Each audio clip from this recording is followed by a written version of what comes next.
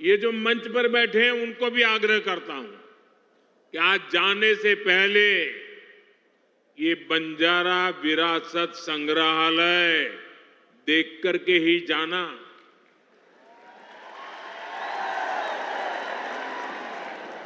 मैं देवेंद्र जी को बधाई देता हूं। इन्होंने पहली सरकार के समय जो संकल्पना की और इसने उत्तम तरीके से आज मैंने इसको बना हुआ देखा, मन को बहुत ही संतोष हुआ, आनंद हुआ। और मैं तो आपसे आग्रह करूंगा, आप तो देखें, आपके पूरे परिवार को बाद में समय निकाल करके इसे देखने के लिए जरूर भेजें। मैं अभी पोहरादेवी में बंजारा समुदाय के भी कुछ महानुभावों से मिलकर के आया। इस म्यूजियम के जरिए उनकी विरासत को जो पहचान मिली है, उसका संतोष और गर्व का भाव उनके चेहरों पर था।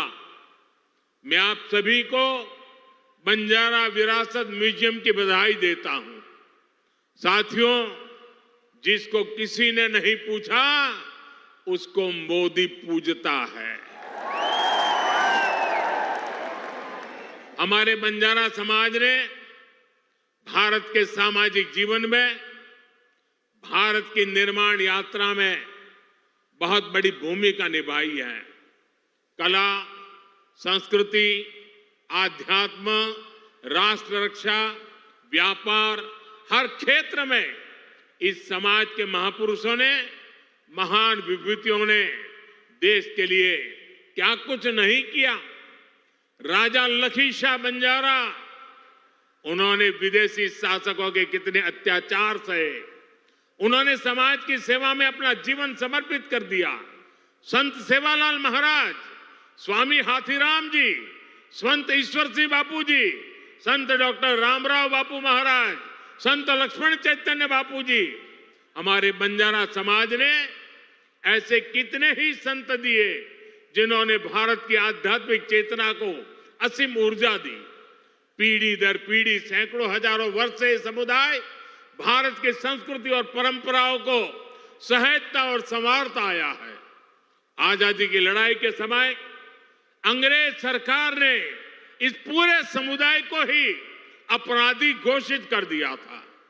लेकिन भाइयों बहनों, आजादी के बाद ये देश की जिम्मेदारी थी कि बंजारा समाज की चिंता करे, उन्हें सही सम्मान दे। और उस समय कांग्रेस की सरकारों ने क्या किया? कांग्रेस की नीतियों ने इस समाज को मुख्य धारा से काट कर रखा। आजादी के बाद कांग्रेस पार्टी पर जिस परिवार ने कब्जा किया, उसकी सोच शुरू से ही विदेशी रही है। अंग्रेजी हुकूमत की तरह ही ये कांग्रेसी परिवार भी दलित, पिछड़ा, आदिवासियों को अपने बराबर नहीं मानते। इन्हें लगता है भारत पर एक परिवार की ही हुकूमत रहनी चाहिए, क्योंकि अंग्रेज उन्हें ये हक देकर गए थे। इसलिए उन लोगों ने बंजारा समाज के प्रति हमेशा अपमानजनक रवैया बनाए रखा।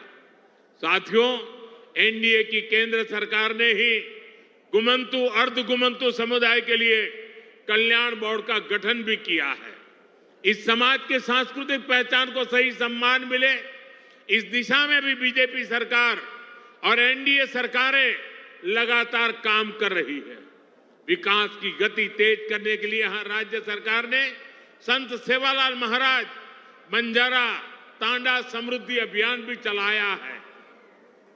साथियों, हमारे इन प्रयासों के बीच आपको ये भी याद रखना है कि कांग्रेस और महाआघाड़ी का आपके प्रति क्या रवैया रहा है। जब फडणवीस जी मुख्यमंत्री थे, तब पहरा देवी तीर्थ क्षेत्र के विकास की योजना बनी थी, लेकिन बीच में महाआघाड़ी की सरकार आई और उन्होंने इस काम पर ब्रेक लगा दिया। पोहरा देवी तीर्थ क्षेत्र का विकास तब आगे बढ़ा जब महायुति शिंदे जी के नेतृत्व में फिर से यहां सरकार बनी।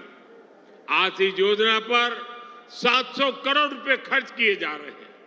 इस तीर्थ स्थल के विकास से भक्तों को आसानी होगी, और आसपास के क्षेत्रों में विकास भी तेज होगा। भाइयों और बहनों, बीजेपी अपनी नीतियों से वंचित समाज को आगे बढ़ाना चाहती है, जबकि कांग्रेस सिर्फ लूटना जानती है। कांग्रेस गरीब को गरीब बनाकर रखना चाहती है। कमजोर और गरीब भारत कांग्रेस को उसकी राजनीति को बहुत सूट करता है। इसलिए आप सभी को कांग्रेस से बहुत सावधान रहना है। आज कांग्रेस को पूरी तरह से अर्बन नक्सल का गिरोह चला रहा है। कांग्रेस को लगता है कि अगर सब एक हो गए तो देश को बांटने का उनका एजेंडा फेल हो जाएगा। इसलिए हमें आपस में लड़वाना चाहते हैं। पूरा देश देख रहा है कांग्रेस के खतरनाक एजेंडों को विकास सपोर्ट, किसका सपोर्ट मिल रहा है? जो लोग भारत को आगे बढ़ने से रोकना चाहते हैं वो इन दिनों कांग्रेस के सबसे करीबी दोस्त हैं। इसलिए समय एक होने का है। हमारी एकता ही देश को बचाएगी।